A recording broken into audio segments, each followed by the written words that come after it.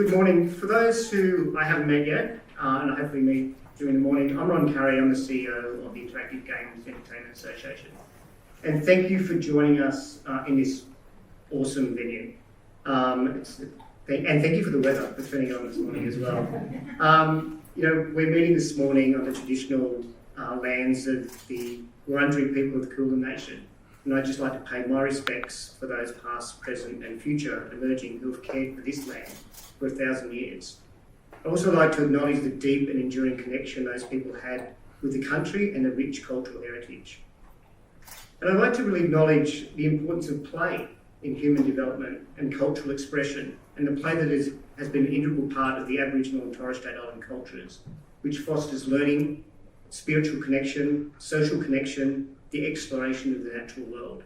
And I want to honour the spirit of that play and its role in nurturing our sense of joy, our sense of curiosity and our interconnectedness. And I hope we can celebrate the creativity, the storytelling and the play that has shaped this country for a millennia.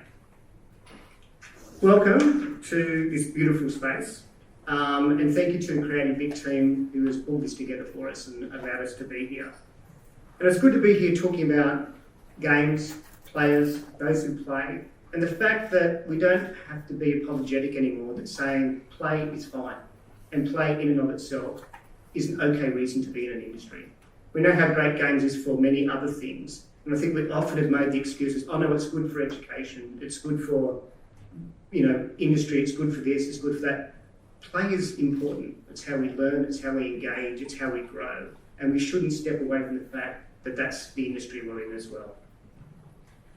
I'm going to introduce you to Jeff Brand in a moment, but I'm going to steal a little bit of his thunder by just acknowledging that 20 million people in this country play video games. So I think we can finally, and we know it, but we can acknowledge that it's not a niche product anymore. To say you're a gamer is normal. And it's just as likely to be your next door neighbour, your son, your daughter, or most likely your nana. And we will talk about the nana revolution in a little bit, okay? Jeff will touch it. I won't steal his thunder on that. And we know that, for many, many years, people have been playing, for fun, and Jeff's going to cover all that. But before he does, I'd like to very warmly welcome Minister Steve Dimopoulos, the Minister for Tourism, Sports and Major Events, and the Minister for Creative Industries to open our event this morning.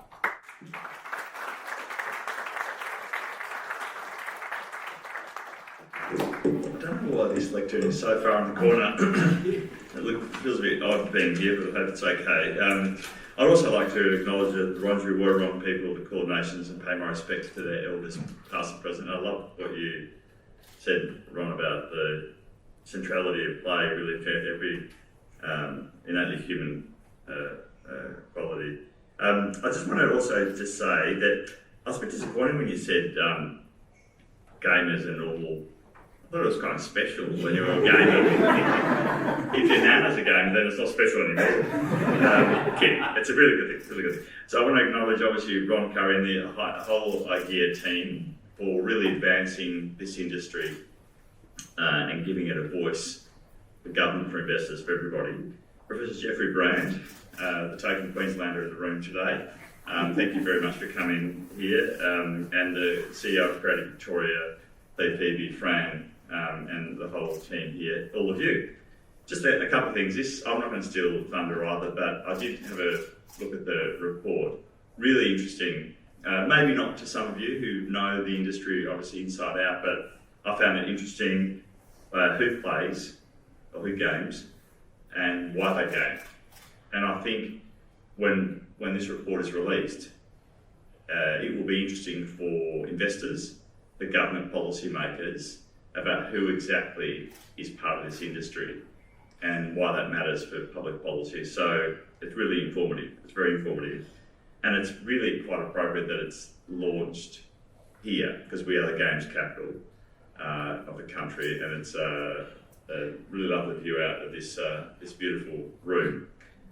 So just on the government's investment, we've always recognised, or for a long time recognised, the value of this industry culturally, in terms of, I love what you said, Ron, about giving people joy. You don't have to have any more reason than that, just to give people joy.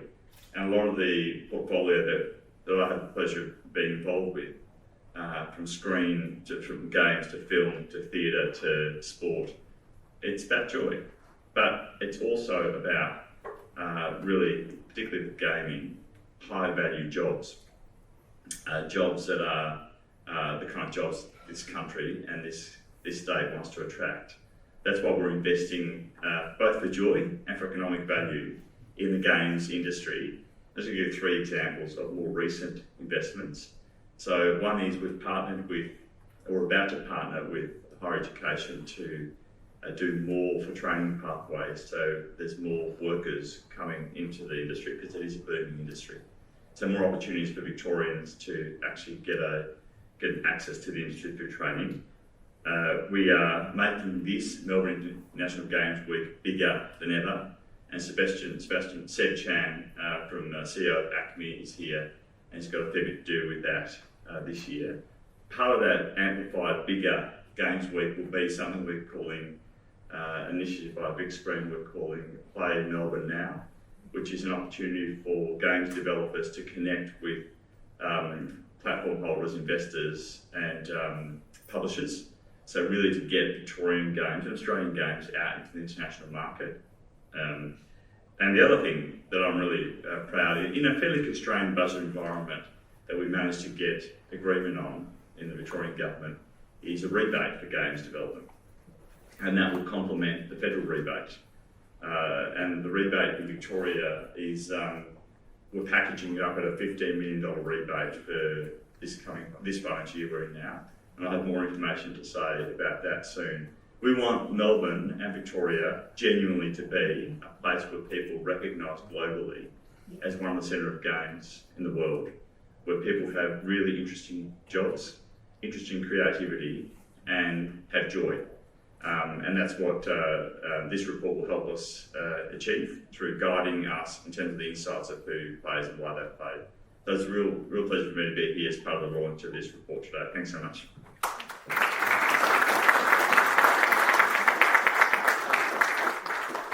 Thanks, Minister.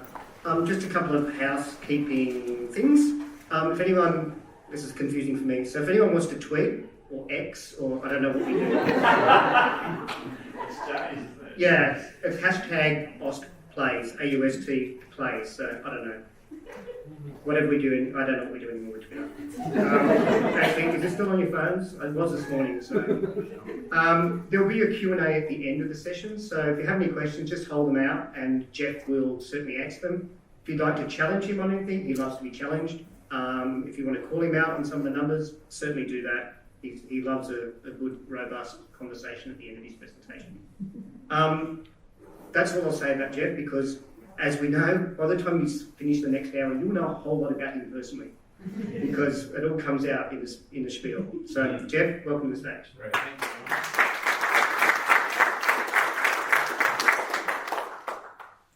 Thank you, Ron. Thank you, Minister. Very encouraging and exciting words. And I'll just jump straight in and say good morning. It's so great to see everyone here. Thank you for coming.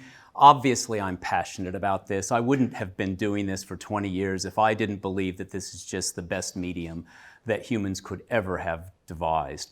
And so, as Ron said, let's just start with some Johari's window stuff and self-disclosure. I could not have imagined as a little boy in the back of a car without seatbelts, barreling down the highway on my little Merlin.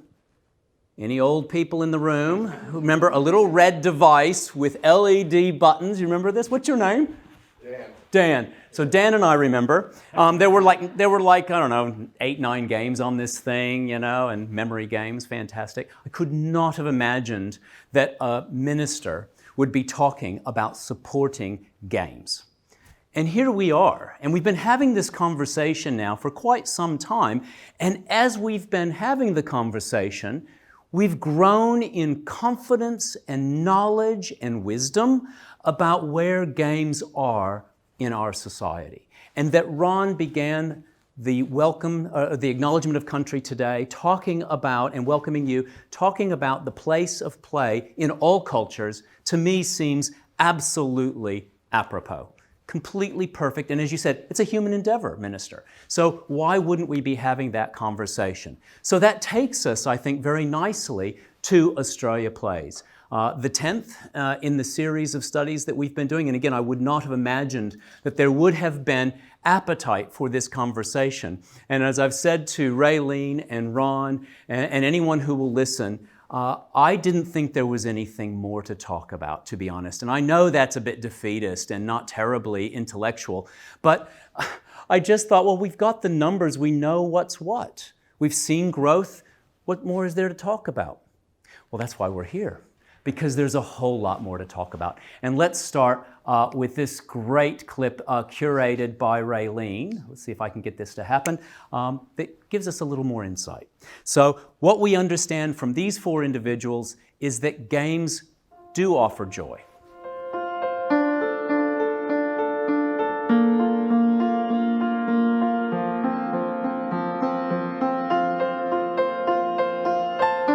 It all comes down to games are a form of escape, whether I'm playing it because it's fun, because I want to relax, because, I'm feeling anxious and I need something to distract me. I play games to escape from the real world for a little bit and have some fun and maybe socialize with my friends. And I think it really, at the end of the day, it all boils down to that. I play games because they're fun. Why do I play games? Lots of reasons: to connect with people, to learn something new, to have fun, wind down, at the end of the day. But most importantly for me is to connect with like-minded people, and there's been so many real friends that I've made along the way. I like the way they can tell stories and provide experiences that you wouldn't get in any other medium. I love experiencing stories through games because I think games are such a wonderful medium to tell and experience stories. You have the visual elements, you have sound, you have music, you have text, you also have this interactivity to it, and I think that's just such a wonderful way to experience really rich stories. So that's what I love most about games. The activity I enjoy most in a video game is seeing how characters evolve through their journeys. I see this as a reflection of our own daily lives and our struggles. I like to play with my friends, whether we're building something, farming something, mining something, power washing something. Playing video games helps me understand more about myself and about others. It gives me access to new worlds and expands my horizons. It allows me to meet new people both in-game and out. It has given me the opportunity to travel, to learn, to feel, to listen. You can play any genre you want and find a mental health aspect within it, whether you're just chilling out in Animal Crossing, hanging with these cute little animals, or blasting demons to pieces in Doom just to feel kind of a sense of power. For me, playing video games helps me to get out of my own head for a little bit. I have a depression and anxiety and OCD, and so there's a lot going on in my head at any given moment, and video games help me to take a break from that and shut down my brain for a little bit and make it focus on other things and just, have some fun and relax.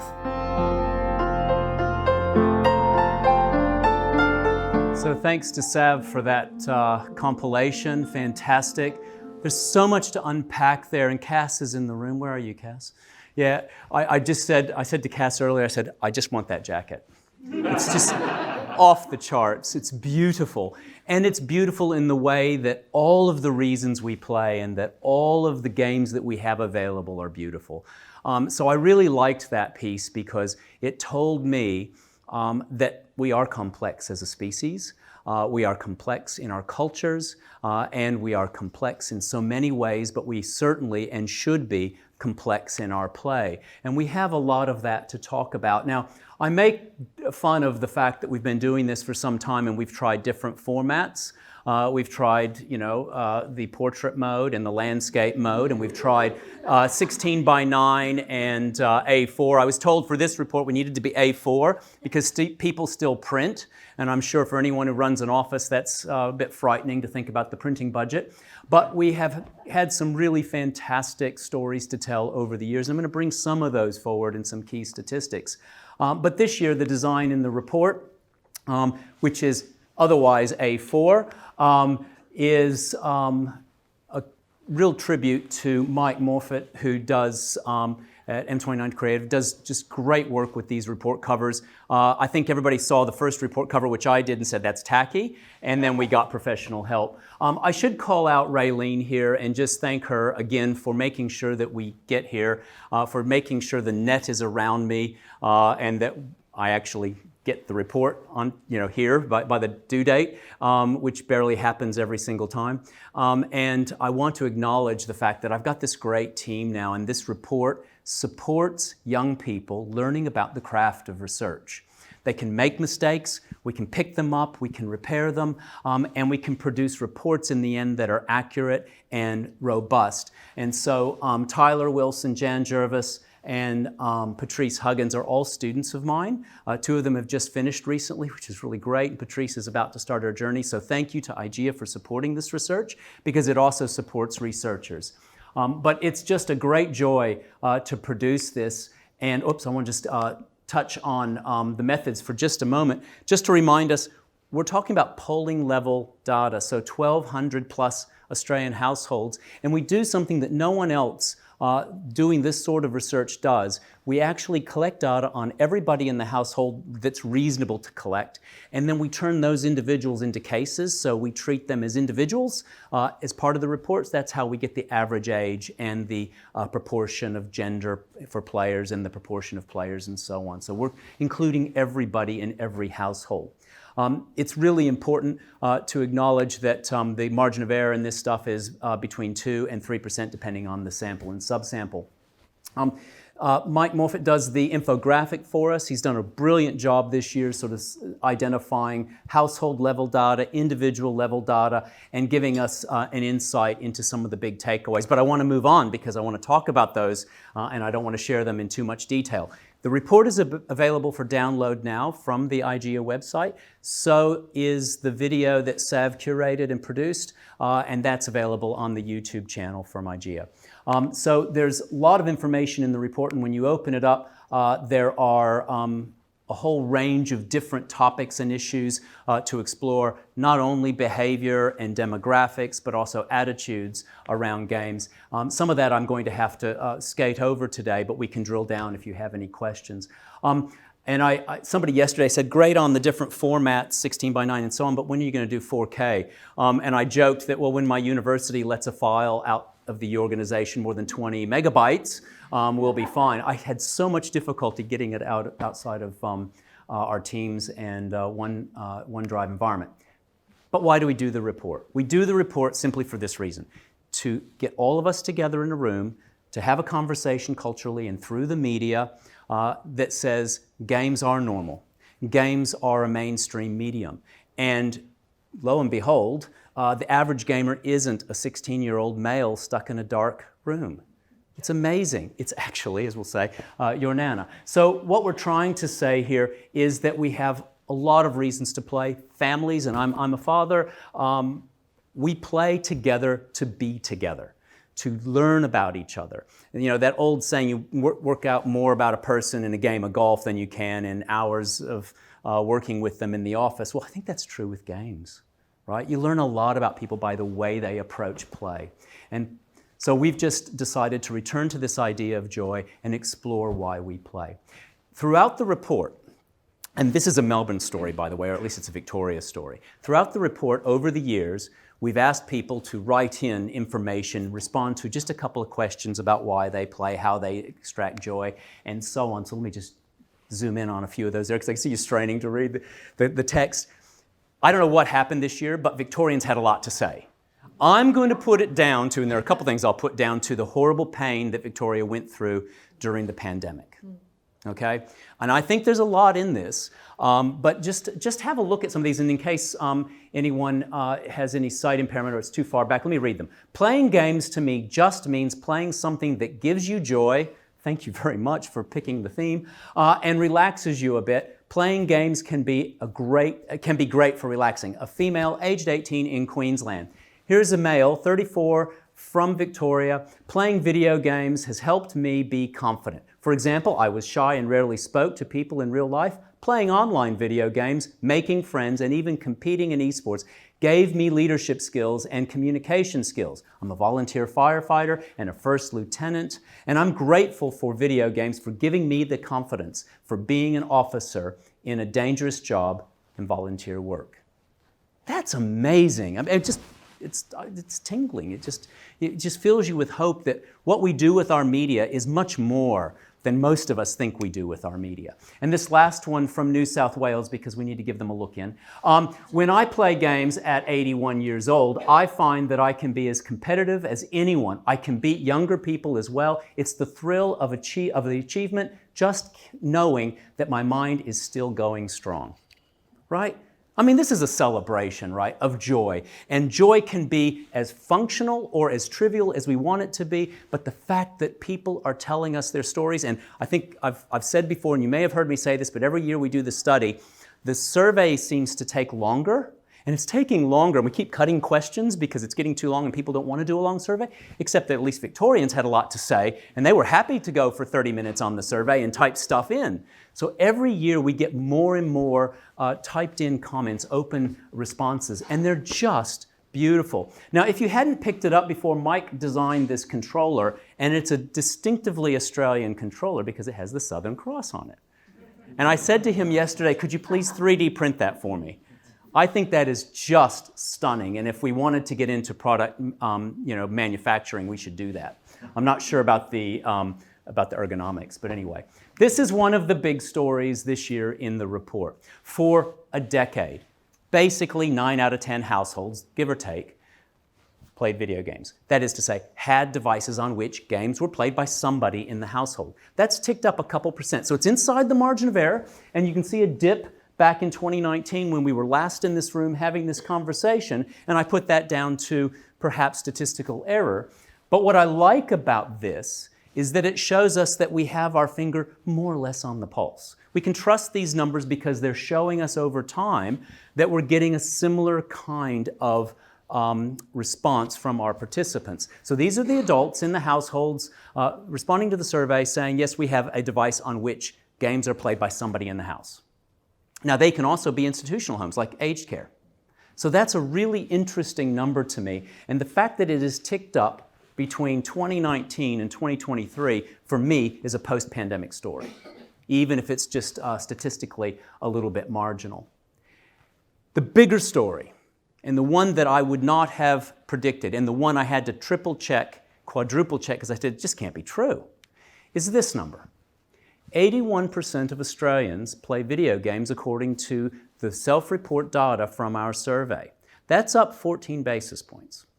That's up by 4 million Australians. And as you probably know, roughly between 1,500 and 2,000 people are added to the Australian population a day. And so I'll just do the numbers and tell you that about 1,440 people every day are added to the ranks of people who play video games in Australia. That's astounding. And it's astounding because when we started this research, that number was much smaller. It was over half, and we were convincing everyone that the majority of people play video games, but now it's the vast majority. And it isn't so special anymore, and yet it is, because there's a lot more to do, and we'll get on to that. The average person, by the way, has been playing for 11 years. That's down from the last report in 2021 when it was 12 years, and that's down because we've got a lot of newbies. Fantastic, good story. What about what people have in their gameplay ecology in the home? Well, the vast majority of households in Australia have more than one device for playing video games, and we've been saying that for quite a while, so I don't need to dwell on that. What I do want to point out is that consoles are still the dominant game device available in households, not the dominant game device used in households. So if you're like me, you have devices going right back to the PlayStation, right? And I have a special shelf tucked away where I've got all the consoles. They're not terribly carefully preserved, I'm afraid, but I did pull out the GameCube last Christmas, picked up for my boys, got a couple controllers off of eBay, picked up a game that they played together cooperatively, even though it was a single-player game, or multiplayer, but you were playing against the AI, but they would defeat the AI by playing together. Great teamwork. And 6 hours on Christmas afternoon, my wife's chagrin, they were playing Cell Damage, right, on the GameCube. But these devices are in homes, and I think there's always going to be that nostalgia kick that we get. The smartphone is number 2 in terms of devices available for play, but it's number 1 in terms of the devices used for play. So this is the other number that, of course, is the number, Minister, that we would often early on have conversations with policymakers about, because when we started the research, and you and I were discussing this earlier, in 2005, the average age of a video game player then was 24, and people didn't believe that. But if we look at Japan, if we look at the US, if we look at Canada, we look at the UK, separately from Europe because of Brexit, and then we look at Europe, what we see is similar sorts of data over time and similar sorts of ages. So the average age of video game players in Australia today is 35. It was 35 2 years ago, and it was 34 before that. But what we've seen over time, again, the value of some longitudinal panel-style data is that we now can see that there is this kind of growth towards an asymptotic state. That is to say, it won't change because the average age, pretty soon, because the average age of Australians is almost 37, 36.75 according to the ABS this year. So that means that we're sort of reaching peak gaming, right? And that's a good thing. So 35, it's actually up by 3 months, just in case you were wondering. I did look, so I thought, when are we going to get to 36? That's what I want to know. It's always the next number. And let's just break it down a little bit further. So first of all, we know that when we look at all people who play video games in Australia, almost as many women as men. So 48% of all video game players are female, 52% are male, and then we also have a growing group of non-binary players, which is really great to see in that mix. We also know that if you're between the ages of 1 and 17, 80% of you play. Now, you might say that's a small number, but I've joked in the past, and so I'll try it again because it got a laugh. It's the 1 and 2-year-olds that keep letting us down, right? The cognitive development just is a little bit laggy. 18 to 64-year-olds, 84% of them play. Thanks very much. Thanks, guys.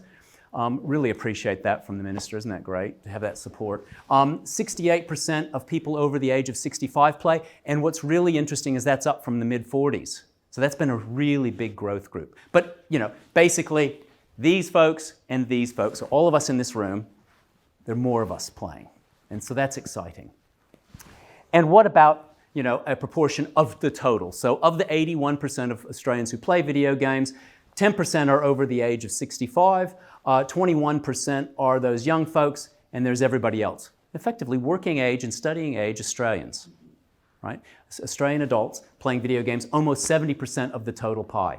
And in terms of a breakdown according to the Australian Bureau of Statistics brackets for games, again, laggards down here, just trying to work out how to see and do, but then it's on for young and old. And I've got something really interesting to tell you about this 5 to 14-year-old group. It's pretty shocking, actually.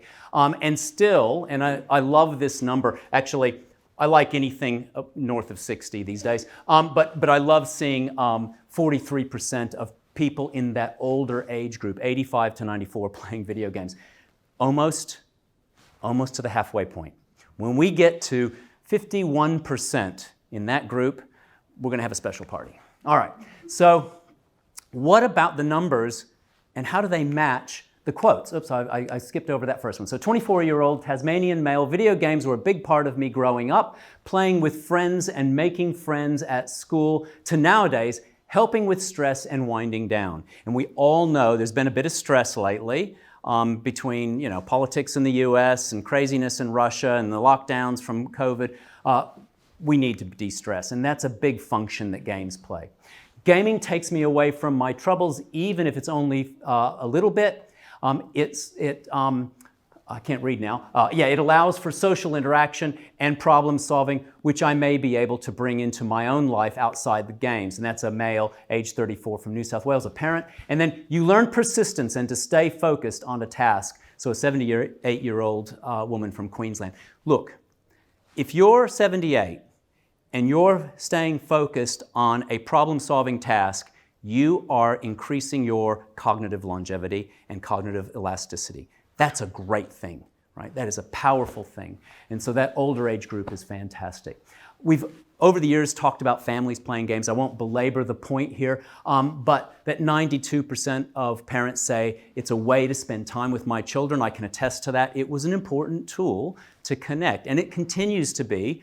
And during the pandemic, we did a little bit of Minecraft activity in my home with 5 computers going inside the one home. I think that's really important. But what's really interesting, and it's not quite reflected in these numbers, is that if you are a parent of someone between the ages of, let's call it 3, and 17 in your home, you also play video games. 100%.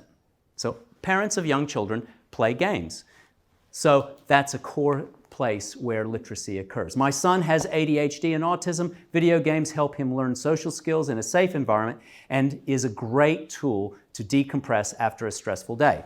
And the thing that I love the most is the de-stressing they can give and the bonding they can create with kids. So parents telling their stories as well. How about the place of games in the panoply of media in our homes, in the media ecology?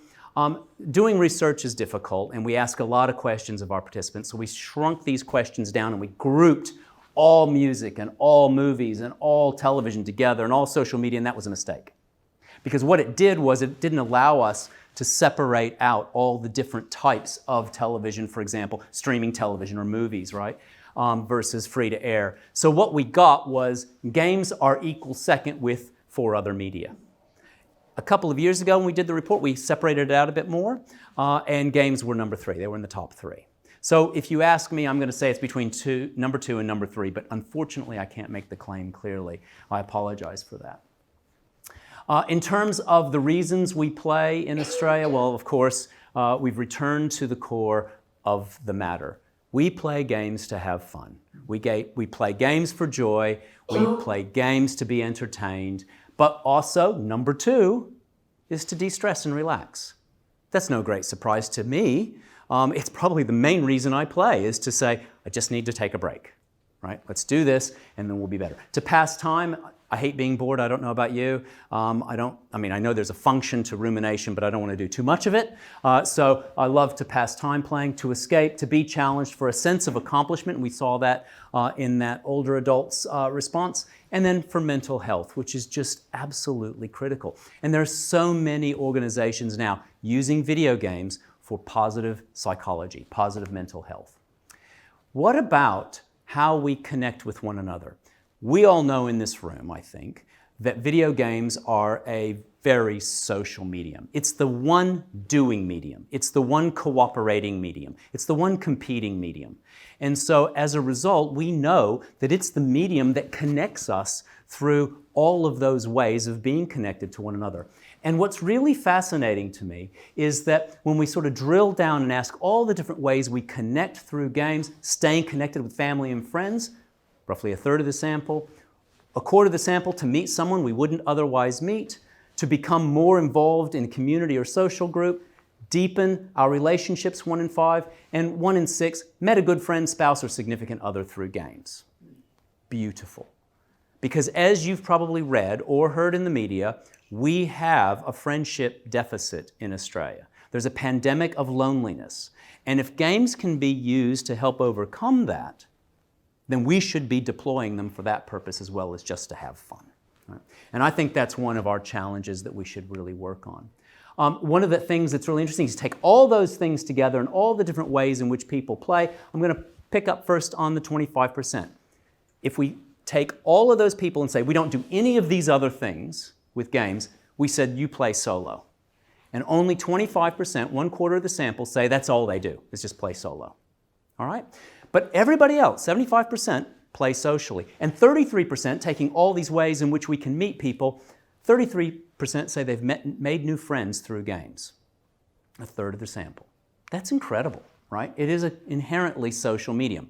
Now, at this stage, you'll be very pleased to know that I'm not going to go through every slide in the report. You can see I really like histograms and horizontal bar charts, not to be outdone by a donut, but I'm going to go straight down to the last slide. You can look at the report in that group and just point out that in Australia, we have done better than many countries on the multicultural project. We have a long way to go, clearly. And what adults are telling us in the survey, so these are adult participants, is they want more diversity in games. And it's probably because it's a diverse audience playing games. And they'd probably like to see more of who they are in games. And I think what they're saying to us, and we don't know what the commercial tolerance is for this, but what I take away from these remarkably positive numbers is that we accept that diversity through media channels can be a powerful tool. And we know the best way to overcome stereotypy is to engage with those people, those things that we simply don't otherwise understand. We do that, and we usually overcome our problems. So games might be able to facilitate that. So for me, this is the most important part of the report. And the one that I triple check and double check and quadruple check and then come back and check it one more time, because I sometimes just don't believe what I see. So I'll point you out to 114 at the top, the, what is that, mustard line, and I want to point out that's females' total play at age 5 to 14. Somewhere there in concrete operations, maybe leading into formal operations, sort of mid-late childhood, girls play more than boys now. Now, this is the first time we've observed this. We've observed now for 4 reports, so I think it's true, well and truly, that women over the age of about 55 play more than men. All right? I've made a joke in the past about longevity, but I think I'll just park that and just say women play more than men, thereby making the joke. But that girls are playing more than boys in that mid-childhood is fascinating to me because the stereotype is not that. So we do this a few more times, Raylene. I don't know, should we? We will, if we see this again and again, then we're going to know that's also true. And I would love, at the end to just, pick your brains on this. Is this something you're seeing? It is actually in my extended family, as it turns out, because there's a lot more product for girls for play, which is interesting. But I want to just unpack this a little bit more. So females' total play is in the yellow line, males' total play in the green line, all players in the blue line, that's total play, but then we do the dashed lines for male and female for in-depth play. And basically that's for, if you're sitting for more than 30 minutes and you're playing on in a single game for a period of time, that's, in-depth play. Casual play is the games you play for 5 to 10 minutes at a go, maybe up to 25 minutes. So it's just to help us collect the data. We collect the data, we do frequency. So in casual play, how many times a day do you do this for 10 minutes a day? And with in-depth play, how many times a week do you do that? Is it daily? And so on, and we get this number. It is an approximation, but I think it's pretty accurate because it matches with what we see elsewhere in other reports. And we know that the average video game player in Australia is spending about 90 minutes a day playing. Far from even the boys aged 15 to 24, young men, playing 2 hours a day is not a problem in my book, right? It doesn't compare any more favorably or unfavorably to reading a book for 2 or 3 hours, really. So, and we do this, right? We watch sport, we watch television, we listen to music, and we'll do that for periods of time. So there's a lot to unpack. I'll just point out that we play in a variety of different places, but it's not a great surprise, and I suppose it's reassuring that the dominant place we play is in the lounge room. If I had a statistic here that said kitchen is the #1 place we play, you'd be really worried, and so would I. But Samsung is working on that, apparently. In terms of when we play, evening is, of course, the dominant time we play. We get the work done during the day, and then we play in the evening, a bit at night, sometimes in the afternoon. I'll come back to that when we get to the older adults. And I can't, I suppose, what do you do in the morning to rev it up? I just can't see, a first-person shooter at 6 a.m. But, that's me. But we play at different times of the day, but the dominant time is in the evening. But also want to point out over here, waiting for appointments. You know, when you're really there, sitting waiting, and it's a lot of nodding in this room, it's like, yeah, I hate that, right? Especially when whatever the appointment is for is running late, and I'm waiting and I'm waiting. Or a Virgin flight, for example, from Brisbane, sorry. So waiting for something to happen, games are fantastic time fillers, and they're really good, of course, in long-haul flights. Public transport is another way we play. If you just take the top 4, that's what that looks like. Lounge room, bedroom, waiting for an appointment, public transport. That really is, for me, most of the spectrum.